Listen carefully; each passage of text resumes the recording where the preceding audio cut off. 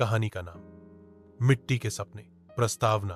बिहार के चंपारण जिले का एक छोटा सा गांव बरहनी।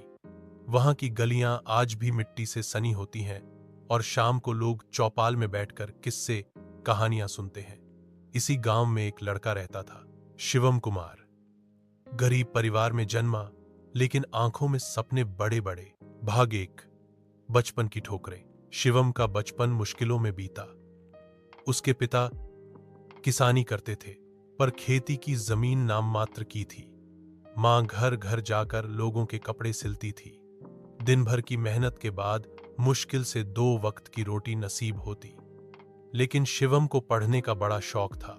गांव का सरकारी स्कूल टूटी छत वाला था और किताबें पुरानी। फिर भी शिवम स्कूल रोज जाता, कक्षा में सबसे आगे बैठता। मास्टर साहब कहते, शिवम, तुम कुछ बड़ा करेगा, पढ़ाई मत छोड़ना बेटा। एक दिन स्कूल में भाषण प्रतियोगिता हुई। विषय था मेरे सपने।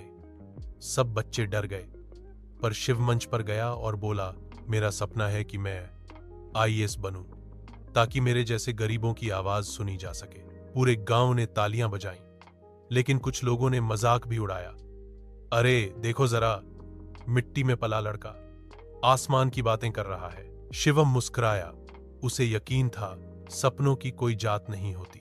भाग 2, संघर्ष की शुरुआत। 10वीं की परीक्षा में शिवम ने जिला टॉप किया। अखबार में उसका नाम छपा। गांव में मिठाइयां बंटी। पर अब असली संघर्ष शुरू हुआ। इंटर की पढ़ाई शहर जाकर करनी थी। पैसे नहीं थे। तब गांव के कुछ बुजुर्गों ने मिलकर चंदा इकट्ठा किया। मास्टर साहब ने पुराने नोट्स दिए और मां ने अपने गहने गिरवी रख दिए। शिवम पटना गया। वहां किराए पर एक छोटा कमरा लिया। पढ़ाई, ट्यूशन और एक होटल में बर्तन धोने का काम, यही उसकी दिनचर्या बन गई। कई रातें ऐसी बीती जब पेट खाली रहा, लेकिन किताबें कभी बंद नहीं हुई। भाग 3, पहले कदम की जीत। 12वीं में फिर से शिवम ने टॉप किया। अब उसने तय किया सिविल सर्विस की तैयारी करनी है। दिल्ली चला गया। राजेंद्र नगर में एक तंग कमरा लिया, जहां 5 लड़के और रहते थे। किताबें, अखबार, इंटरनेट, सब कुछ एक चाय के कप के साथ चलता था। दिन में कोचिंग, रात में पार्ट टाइम जॉब। उसने खाने के खर्च से बचाने के लिए दिन में एक बार खाना शुरू कर दिया। दोस्त उसका मजाक उड़ाते, अरे इतना क्यों पढ़ता है, छोड़ना, सब जॉब करके सेटल हो रहे हैं। शिवम सिर्फ मुस्कुराता और कहता, मैं सिर्फ अपनी नहीं, गांव की किस्मत बदलना चाहता हूं। भाग 4, गिरना और उठना। पहली बार यूपीएसएससी का फॉर्म भरा। बहुत उम्मीद थी, लेकिन प्रीलिम्स में ही फेल हो गया। कई रातों तक वह रोया, खुद पर सवाल उठाए।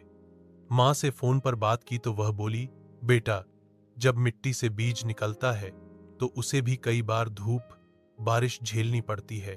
तू हार मत मान। उसने फिर तैयारी शुरू की, इस बार और गहराई से।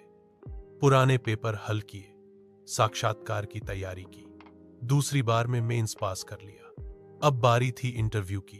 भाग 5, वो दिन जब गांव रो पड़ा। अंतिम परिणाम आया।